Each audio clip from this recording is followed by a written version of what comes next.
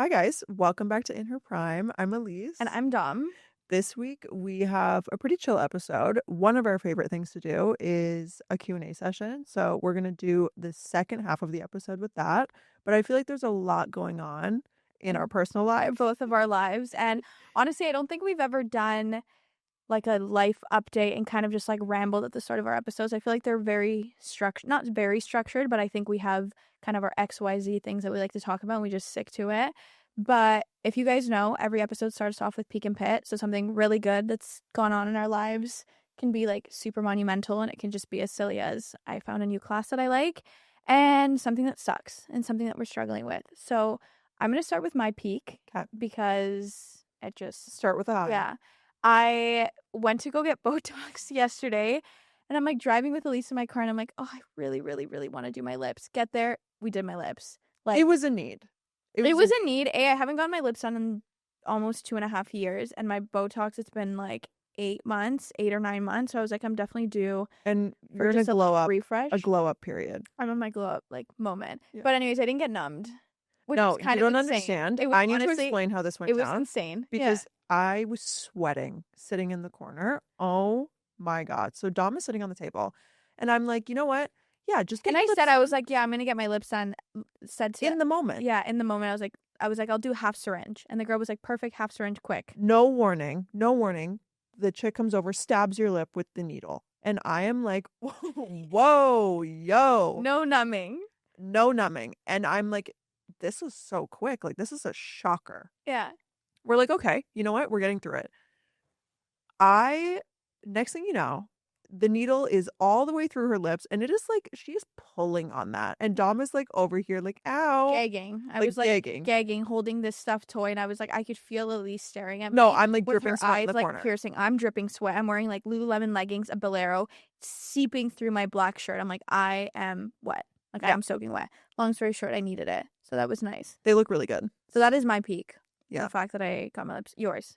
My peak is Bondi Sands. Mm-hmm. I went to the Four Seasons, spent the night with Bondi Sands, and it was... Okay, but this is also your first influencer event. Like, real, like... I feel like it was like a once-in-a-lifetime type of situation. Well, no, it's going to happen again, but it was one of those situations where I got the email, like, back in February to do some content for them, and then it, like, spiraled into, like, oh, okay, now you're invited to, like, an overnight at the Four Seasons with them, like, for... you know, doing content, and you can take content here and all that. And honestly, it was like such a fun experience. I got my own room. There was like 5 or 6 girls. So it was like a pretty intimate thing. I think I was the smallest creator there. So I felt a little out of place. I'm not going to lie, but I am like proud of myself for going. I got it done. They put my video as an ad. We're doing it. Yeah. So, I'm super proud of you. And Elise is also like mega introvert. She didn't have any sense. No, guys, I really put myself out there. Yeah. I tried to like meet new people and make conversation. And to be honest, I connected most with the chick running it. But something good came out. Something good came out of it. I met like some cool people, and it was fun. It was a good experience. Okay, I would say your pit first. Okay, my pit is I just like I let go of all of my clients except for one. The whole roster except for one, because I really like this one. And like she's like a saint. How many did you have at one point, max? I had like 4 or 5 at one point. Don't get me wrong, I was making bank, but like my mental health was deteriorating. And now I have one client, and she's like super great, and like actually Natasha, she was on our podcast. She is my client. And I let go of the whole roster, but I feel like so much of like my self-worth or like self-motivation was wrapped up in other people's brands and like work tied to their success. So now that I don't have a lot of clients, I feel like I'm having a hard time not necessarily finding motivation, but like finding motivation to just like pick myself up in the day and like find other things to do that are still productive but are not like towards other people's brands. Like, I don't know. We can talk about it, but we'll dive into that. We'll dive into it. Yeah. Okay, I would say my pit is. Just say it. So I just got out of a 4-year relationship, which has been really overwhelming to say the least. I'm absolutely not going to get into the nitty-gritty of it or anything. I think that should be kept private, but I don't know, there's like some moments where I'm like, I feel like I'm just straddling this whole breakup and I'm like, I'm fine and I'm good and I'm like, I've got this. And then there's other moments yesterday where I was like, I'm actually about to have a nervous fucking breakdown. Like, it was like 11 in the morning when I called Elise, and I'm like sobbing. Like, peak workday, like I have meetings, like there's like no time to get, and I was like, Elise, like, come over. Yeah. She's like, "Okay, I'm coming, I don't work." I'm like, oh yeah. She's like, what are you doing today? And I'm like, nothing. Yeah, and then she was like, "Do you want me to come over?" And I was like, "No, I'm fine." Like, I was like, "I'm good." And then like, I'm just gonna come. And she came, but I don't know. I think I think the biggest thing that's challenging right now is like rewiring my brain and like changing all of the patterns and changing all of the small little habits that come with having a partner. I think a lot of your self-worth being in a relationship, I mean, for 1 year or 4 years or however long it is, like so much of your self-worth is like wrapped up in that relationship Yeah. because you have been like basically not only taking care of yourself for 4 years, but taking care of that other person and like Yeah. being mindful of them and their feelings and all these things that I feel like sometimes you forget that you are a whole as yourself Yeah. and you have so much going on and so much Yeah. going for you as yourself. Yeah. And I think it's a matter of like relearning that like I'm good on my own Yeah. too. I was in a therapy session last week and she made me promise to her. She was like, "We need to have something, many, many good things come out of this breakup for whatever reason. Like, we broke up for many different reasons, and a lot of it stems from like there's a lot of like internal work that like I feel like now I need to do so I'm just a better version of myself." Mhm. But yeah, it sucks. Yeah. Like, it genuinely sucks. Like, I don't think, regardless of whether you break up super amicably and you guys are on great terms and there's no like animosity towards each other, or whether you break up and it's like cheating and lying and screaming and just like this whole toxicity, like I think whatever end of the spectrum you are, it just sucks. Like, I it mean, really just sucks. you spend like so much time with somebody that I feel like not only are you just like losing the relationship, but maybe you're losing friends that you made along the way, or maybe you're losing a friend in that person or Yeah, their that is family. honestly, that's been the biggest, I guess, struggle for me is like I'm someone like I love to text, I love to call, like, you know this. And like having someone just there all the time at your disposal and who is reciprocating all of that same energy, and then like it's just not there. Yeah. You're like you're just like, who do I call? Like, and it's just like rewiring your brain, and there's so much more that goes into breakups. And I think taking this time to like really heal and, I don't know, just like do better, be better. And I don't know, like maybe we end up finding our way back or maybe we don't, but I'm just trying to have like really positive things come out of this. And like I want to, which we'll talk about, which is honestly something Elise and I have been mentioning, like I want to like find a hobby and I want to like find things that fulfill me so that I'm not like just wasting my time spending thinking on like what ifs, like Yeah. what, like is that person thinking about me, like who are they following, what are they doing, what are they up to, like because I bury myself in that and like I will go insane, like Yeah. just like, oh my god, their follower went up, what am I, no, We're not doing that. we're not doing that. But I do think that it comes in waves. Like I For think sure. some days you're fine, some days it And feels like a like the end random of the Thursday world. afternoon hits you and you're like, I feel like a semi truck hit me. Yeah. And then it's a Saturday morning and you're like, oh, I'm good. Yeah. Like I'm good. And it's waves. It's literally just like up and down. So that's been, I would definitely categorize it as a pit, but I think it's just like a period of time that it's like a season. It's yeah. like you're having a hard season, but I think almost using this to like really dig deep in yourself and be like, what do I like to do? Or, Yeah. hey, like I'm building this business. Let me put my head down and like really find just full fulfillment And in other this. things. Yeah. Like I want to meet new people. Like I want to make new friends. Elise and I are like working so hard on just like racking our brain on this whole House of Movement rebrand and like Yeah. where we actually see this going. Like we're not little girls, like I want to actually build this into something and make an impact. And then like just working and having fun and going out, and I want to like pour myself into like a bunch of different facets to just keep myself busy. Yeah, like one thing I said to Dom, I was like, I think there was a period where you were kind of like ignoring the fact that something was going on Yeah. in the relationship. And I said, which I think is like so hard to do and like acknowledge, but the more that you like push the emotions away or like avoid feeling how like hard this is going to be, Yeah. like it's going to come back to bite you like Yeah. 6 months down the line or a year down the line. Like I'm trying to be super present, and like I'm journaling, and I'm going to see a therapist, and I've been super honest with myself on like why things failed. Yeah. Because like if I'm not honest and like if I can't acknowledge that and say sorry and just like be like, okay, no, I actually did some things that contributed to that, like it's only going to transfer into any other relationship that I have in my life. Yeah. Or like I'll just never be able to like be a better person, like in general.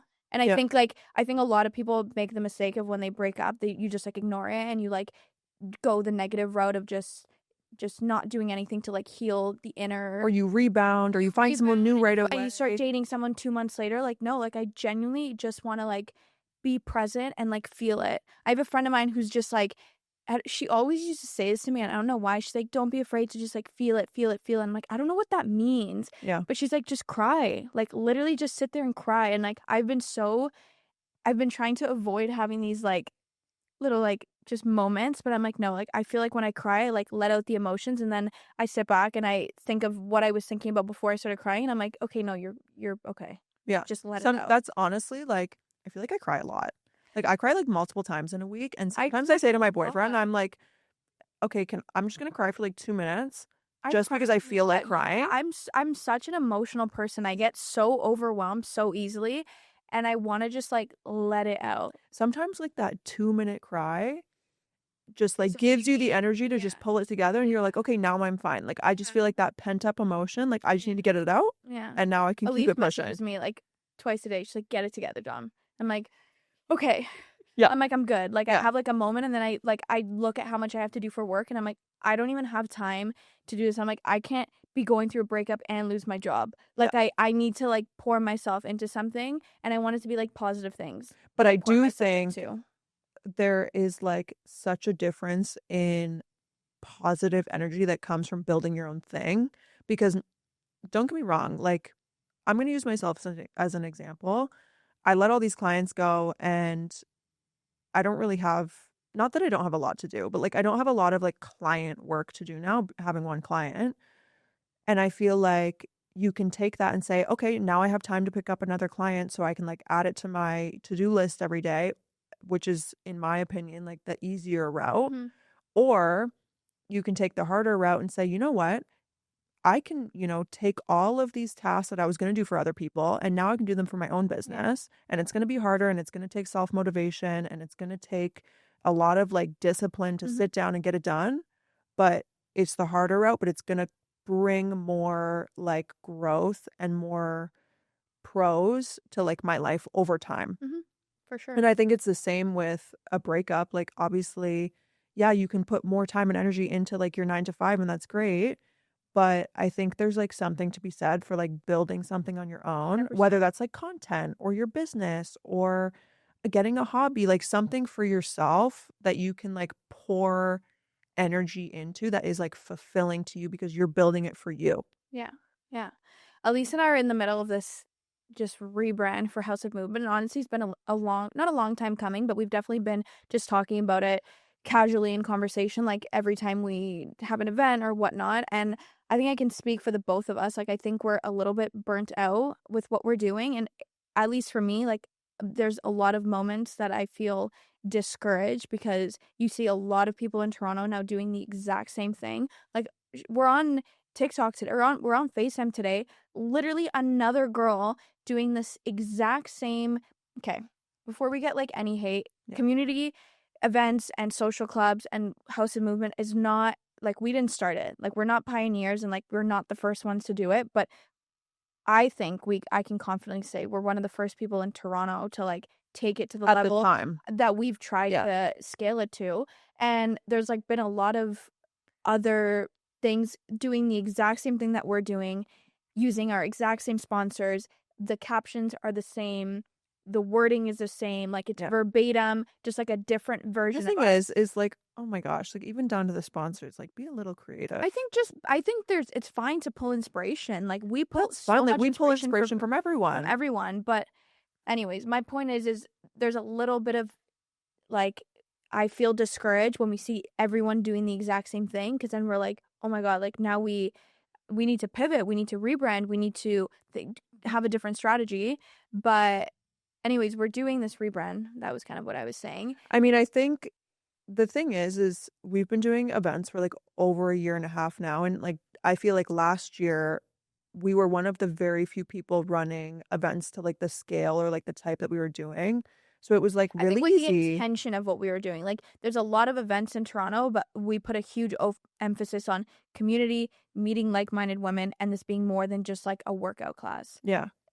And we were doing well, and they were selling so well, and we were getting great sponsors and all that. And not to say that that's not still a thing, but I think we've sort of come to a point, and I really noticed this when I let clients go and I had more time to just like sit and think. Yeah. And don't get me wrong, I had like a month of like a mental breakdown, being like, I'm getting frustrated with it. I'm getting overwhelmed. Like, what are we doing? I'm getting like frustrated that, you know, I'm feeling not excited about it. So I feel like I sat down and I spoke to my boyfriend about like, okay, what is something, just something small that we can change and just like streamline everything and make it just like cool and fun, and it feels creative and it's fun for us to do. And then if it's fun Like, for something us, that we're genuinely excited about, because yeah, we host events, and as much as I love it and I love curating the whole thing and all the energy behind it, it's extremely draining. yeah, Like, it's just a lot.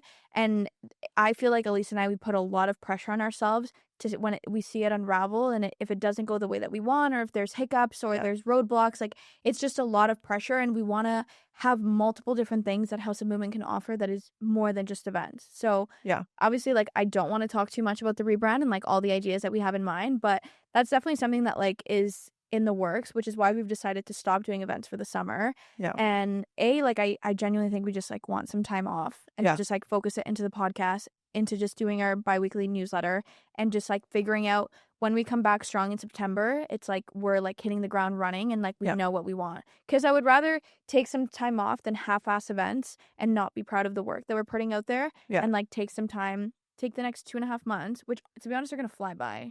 Yeah, Like, it's to be honest, like like I June think June, we're like halfway done June, and then July and August are like, they just go by super fast, and it's summer, and like you have other things to keep yourself busy. and I think like even with the initial idea of the rebrand, it has like sort of evolved every day. Like today we thought of a new idea, and like I think I know whatever route we go, it's going to be a lot of work to like properly yeah. execute. So, Yeah, there's like a lot going on behind the scenes, yeah. but I But I don't know, need I to find a feel hobby. okay, so this is like a whole other conversation Elise and I always talk about. And I said to her, I literally messaged her, I'm gonna like find I this think you text. messaged me this morning. Yeah, I messaged you this morning because I was going fucking manic. And I was like trying to film this video for a brand, and I'm like, I can't deal with this right now. Tom, please just hold. I basically was like, let's not. I was like, she also didn't answer me. And then I FaceTimed her 3 times. She's like, hey. I was like, but basically, this ties into a conversation. You brought this up on the podcast, I think. Dude, I've 2 been weeks trying to ago. find a hobby for months. Okay, so I basically texted Elise today and I was like, let's find a hobby and do it together. I need something to look forward to because I know the first month of this breakup is gonna suck, and I just need you by my side. My point of this No response. Yeah, my point of this message is, her and I were talking about it, I think yesterday or the day, I don't know, whenever we were talking about it, and I was like, I want a hobby. I want something that I can add to like my roster of things that I do that doesn't serve me any purpose, rather than just something I genuinely enjoy. Because I'll say, like, the things that I do, I have my 9 to 5, which I like, but that's work. Like, Yeah. everyone works. What do you have outside of that? And I like to go to the gym. I like Pilates. I like going to music events. I like techno events. I love to go out. You and we like to do dinner. But I think there's something to be said for like a hobby that is yours and it is like a mindless thing Yes. you like to do. Like it's not going out, because going out is like social and No, going I out know, to but one I'm is saying like distracting. I was saying like listing things that I do. Yeah. Like there's things that I do that I enjoy, and like I walk my dog and I love to take care of that, and I love to go on hikes, and like that brings me a lot of fulfillment. But I actually went on TikTok and I forget the exact wording that she said, but it was like you need to have different hobby categories in your life, like something that makes you hot. So it's like something that like working out, Yeah. anything, something that's like intellectual, like reading, being part of network Did groups. you read that book? No, I haven't started it. Go. She also gave me a book that I haven't read. I gave But- them a book like weeks ago. Yeah, and I'm weeks like, ago. read one chapter. I know. It's like literally sitting on my nightstand. It's literally The Housemaid. It's like the easiest read And I look at it and I'm like, I'm going to bed. But it was like, you need to have a hobby category that like makes you hot. So either like joining a walking club or a running club or a Pilates studio or like something. And then it was like, you should have a hobby that caters to like the intellectual side of you. So either learning a language, joining a networking group, like a book club, something. And she listed a bunch of different things. She was like, you should have hobbies or things that you like to do in every single category. And then something creative. And I feel like I'm looking for something. Like, so I said to her, I was like, oh, I want to start doing boxing again. But then your therapist was like, doing another form of physical activity is not a hobby. It's just like another form of physical activity. It's She just was like, you can't keep doing workouts. You need something else. Yeah. So then we were like, okay, why don't we take up tennis? Like, why don't every 2 weeks you and I like go and we get a coach? Why are they $200 for an hour? Yeah. Like, don't get me wrong. I'll pay for my hobby, but not. But like, am I gonna become Roger Federer, like Serena Williams on the court? No, I don't think so. So then we were like, okay, why don't we do pickleball? Like, why don't we go down like genuinely like on every Sunday night, like and make the effort and like go play? We could do that at the fairgrounds. We could. Yeah. Like go to the East End and like genuinely make an effort, because I want something that I look forward to and it's mindless and it's just like fun and it's like I like to do it. And there was also a gentleman that I was listening to on a podcast, and he was saying that when you're like meeting people and when you're socializing, it's really interesting and it shows a lot more about your personality when you have like things that you like to do, like things that you can talk about or like things that you're interested about, whether it's like, I don't know, like politics or ancient history or art or wine or music. And there's things that you can like add value to a conversation. And I want to get to a point where I can just, I think it also makes you like more like well-rounded. Yeah, like you have things to offer. Like you can walk into a room and people are like, so what do you like to do? Like, what do you think? And you can add different aspects to conversation apart from being like berries, like my dog. Like, I feel like I'm not there yet. So that's like something that Elise and I have been like racking our brain yet once again on like finding a hobby. I mean, I used to sew so much. Like I have a full-blown sewing machine and like I can sew. So why I'm don't like, you? maybe I start sewing again, but then I'm like, what am I sewing? Clothes for us. Like makeup bags? Like I could sew us makeup bags. Like literally, like we started a full be like in the kitchen. When I was we started a full-fledged just business, like HOM sewing bags. No, let me tell you about, I was such a little hustler. I was born to be a businesswoman. When I was a kid, I decided I wanted to start sewing because I was like that weird kid that was like obsessed with like typewriters and shit. So I get a sewing machine and I take sewing lessons every week and I became so good. And I used to sew like pencil cases and like everything and I would bring it to school. And then girls started being like, oh my gosh, can you make me one? So I started a side hustle. $20? How much? In like grade 6. Yeah. I would sell pencil cases for $25. And like I would go to school and I'd get orders and I'd make money and I'd go home and I would sit in my little sweatshop downstairs and my parents would hear me from upstairs and I would get it done. And that was my business. I love that. Yeah, So, we need a hobby. We need something that will just make us hot. Yeah. Something that will like just, I don't know. I need to think. Try to find a hobby. Like, don't get me wrong. I like this. We should actually start a book club through House of Movement this summer. Because then it like keeps you accountable. Like an online. Yeah, like everybody, you just read a chapter or two like every night and then everybody meets on like, or everybody goes to like a coffee shop and we just like talk about it.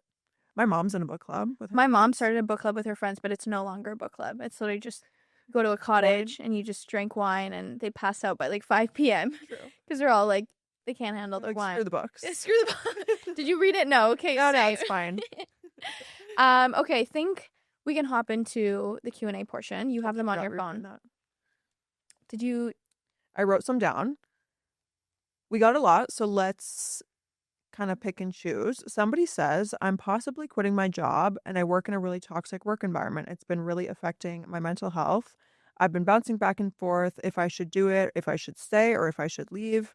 I feel really defeated and disappointed in myself for not pushing through it and just leaving. I think, I mean, obviously, age can always be a factor on like what your decision is. I feel like it can be really scary if you've been with this job for a long time, or if you're a little bit older and you're feeling like the job market is kind of bad right now and it can be scary leaving a job. I guess my sort of career path is like kind of different because I feel sort of confident in where I have built myself to this point that I felt okay letting go of all my clients because I feel like I have built myself enough that I wouldn't have a hard time picking clients back up. But if I worked like corporate 9 to 5 and knowing the job market is really tough right now, I would also feel nervous like Yeah. leaving a job and not having a backup plan. But I also think that continuing to stay in like a toxic cycle or a toxic work environment is just like doing nothing for It's a you. disservice. Yeah. It's doing a disservice to you. And I think it's not letting you grow as a person. I think a lot of like uncomfortable situations is where you grow the most. And I think if you continue to stay in something that is just like not meant for you, then the next thing that's waiting for you will never come. Yeah. I totally get the sense of job stability or the job security being like keeping your 9 to 5 or whatever your job is, but like I haven't been in my role long enough, so I can't really like give I don't know. I don't want to like give you advice and then it can be the complete opposite. But I genuinely don't think that any job is worth like affecting your mental or physical health. Like Yeah. if it's getting to a point where like you're not getting along, you're mistreated, there's harassment, you are just not getting the opportunities that you deserve, like I genuinely think that you should just move forward because nothing is going to change if you do nothing about it. Like if Yeah. like I get it. Like if you're making good money and the hours are good and you have benefits and those benefits support your family or support you or whatever you need, like I get that. I guess my piece of advice would be advocate as much as you can for yourself to like find something else so that when you do leave, you're not just like stranded out Yeah. in like in the middle of nowhere with like no job. I think But like start looking maybe start before you looking, quit. start networking, start applying, start asking around Yeah. like maybe you're unemployed for a little bit and maybe you take that time that you're going to stay at the job to make sure that you're like financially ready for when you do leave and you have a couple months of like in between limbo that you can like keep yourself afloat. And I think like But if you are in that like in between limbo, like what are we doing during that time to like make sure that I do find something, yeah, make like sure that I am building yeah. something for myself or networking or meeting Yeah. people because I think there's something to be said. At the end of the day, it's who you know.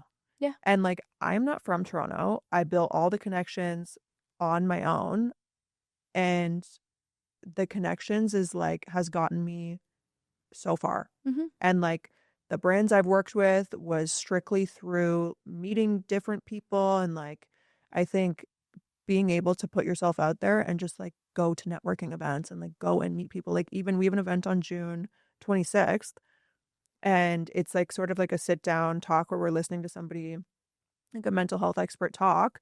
And the way I advertised it, or the way that I would look at it if I didn't have a job or something, is like, hey, yeah, like I might not get a lot out of the person speaking, but maybe the person speaking knows somebody who is Looking high, for something, yeah. or maybe one of the Yeah. girls there can help me, connect with this person over here Yeah. or works with this brand. Like we were just at one of our events, our brunch event, and we were talking about how much we love Made Good, like the little puff crackers. And next thing you know, the person sitting next to us does their marketing. Yeah. Like I think everybody has something to offer.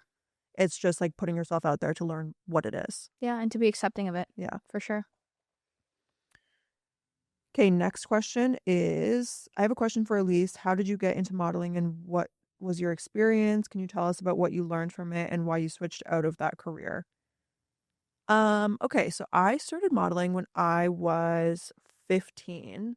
I got scouted like on the street from Next. That was like my first agency. And then I was with Next for like 6 or 7 years, a long time. when I was in high school, I ended up doing a lot of my high school online through Blythe.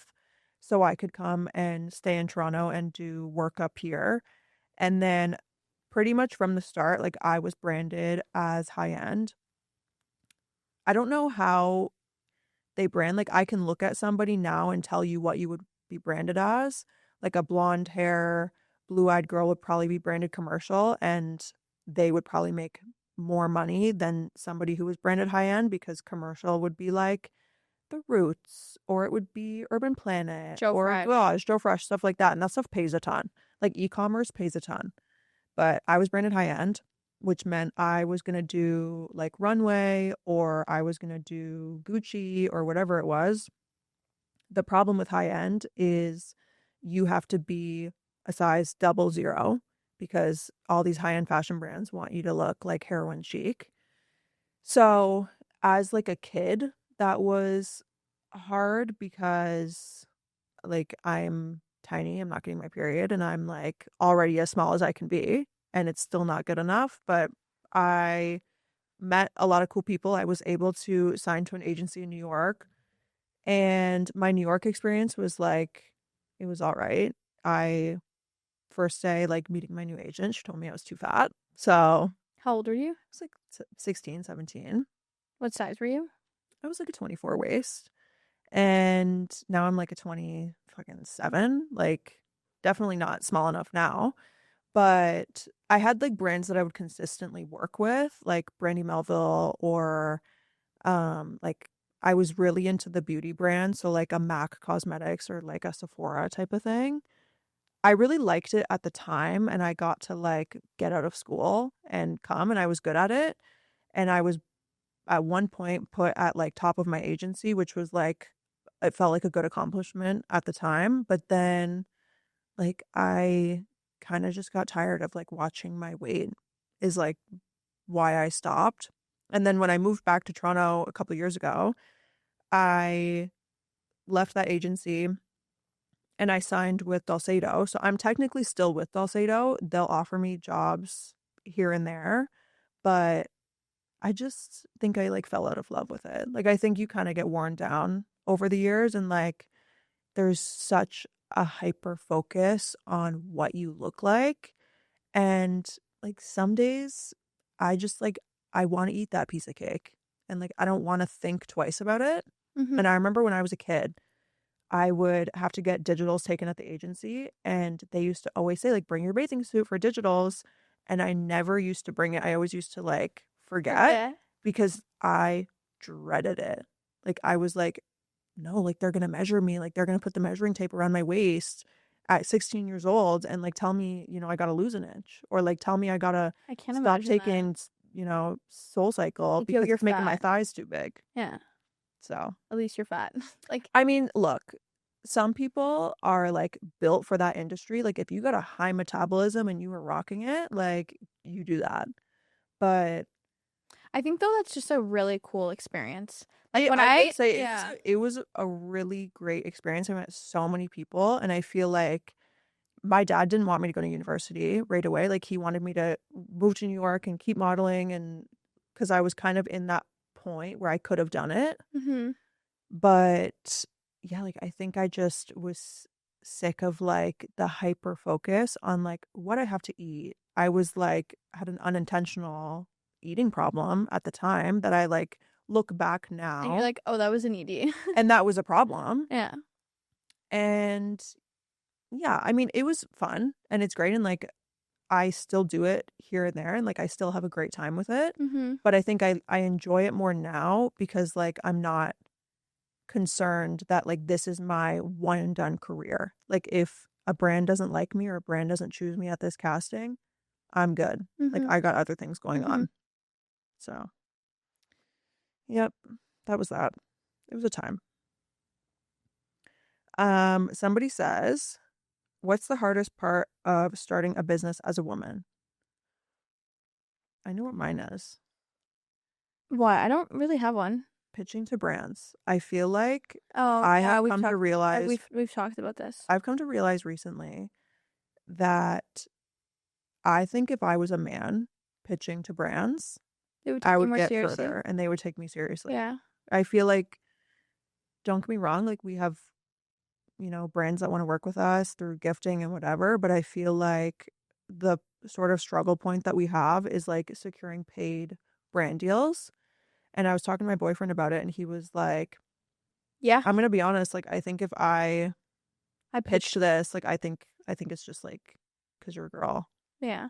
So that's tough. I don't think I wouldn't say I would say maybe getting people to like when I talk about it, getting people to like understand what you're doing and sometimes feeling like a little insecure of what it is. Or maybe that's just me not having enough confidence in myself when I talk about it.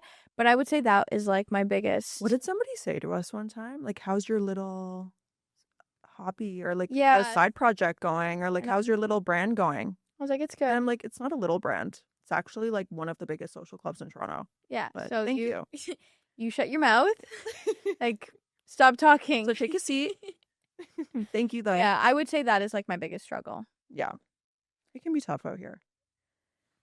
Somebody says, should I text him first or should I wait? Don't text him. Literally just don't text him. Okay, I don't know if this is like toxic or not, but I love not responding. Like I love them having the last message because like I feel okay, this sounds fucking crazy, but I get so much embarrassment when I reach out and I say something and I don't get and I don't hear anything back that I just like I never reach out first. And that's Really? maybe that's just like my insecurity. Oh, couldn't be me. I just don't. I mean, I guess with like my boyfriend, like towards the end, I was super advocate. Like I was a huge advocate of like reaching out and calling 17,000 times and telling him how I felt. But I don't know. I think that this person is probably not asking in that extreme. But no, I just think don't. I think it depends per person. I don't know what I'm saying. I think it depends. I feel like I used to have that mindset and then Of like, don't reach out. of like play hard to get, play the game, like be kind of like off-putting, I guess. And then I met my boyfriend and I remember I FaceTimed him. Like literally we hadn't even texted. FaceTimed him. Okay, but you know what though? I am like that.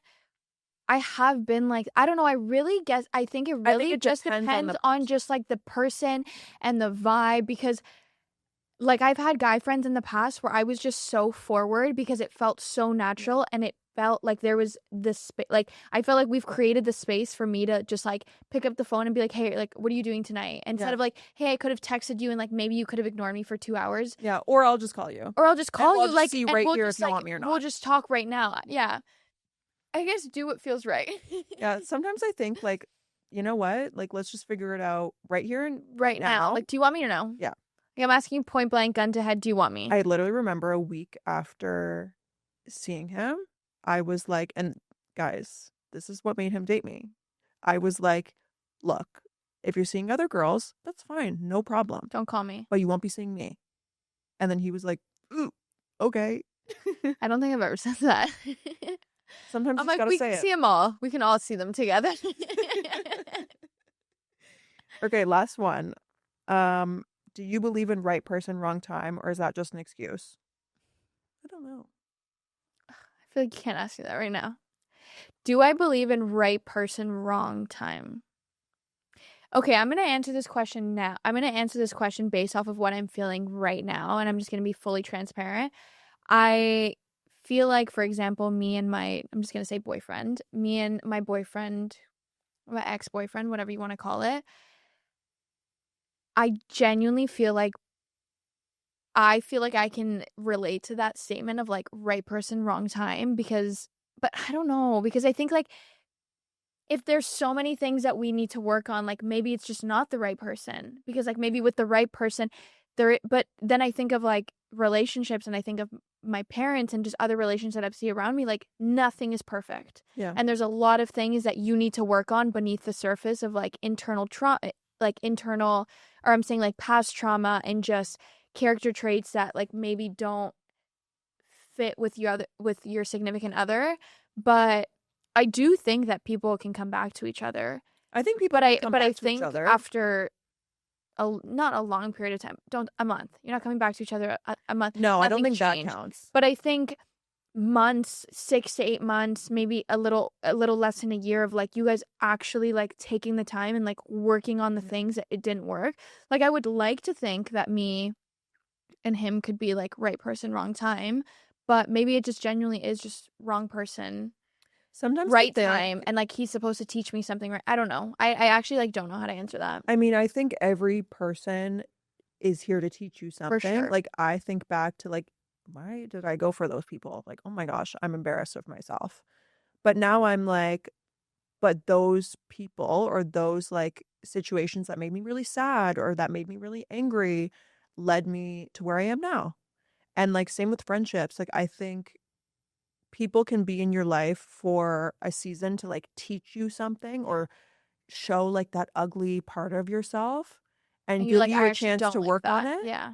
And then maybe you work on it and you realize, hey, you know what? We actually were not meant for each other. Or maybe you work on it and you say, hey, actually now we can be together and it can actually work even better now. Yeah. So I think you can, like, I think that is a thing. Yeah. It's just hard though. I don't know. Like I think like I've been thinking that for the past like couple days. I'm like maybe we just are right person, wrong time. But then I'm like maybe we just like I don't know. I'm like spiraling right now in the sea. It's fine. That question sent me. Fuck you to whoever asked it. But I don't know. I think if you want it to be the right person, like there's a lot of work that needs to go into it. Yeah. Like it's not just like you guys take a couple months, you fuck around, you party like crazy, and then you're like, you know what? Like I think we should get back together. Like I think if you actually want it to work out, it's a lot of internal work. It's sitting down, looking your therapist in the face, and having them check you and asking you like really intense and ugly questions, and you like really figuring out why it didn't work. Yeah. And yeah, that's what I'm doing. And that's that. We should have her on. We should. Michelle. We have the same therapist. We have the same therapist, Michelle. Michelle, she subscribed to our newsletter. Yeah, she did? Yeah. She's been subscribed. I love her. Since last summer. I love her. Yeah. But anyways, guys, that's been, let me check the time. Yeah.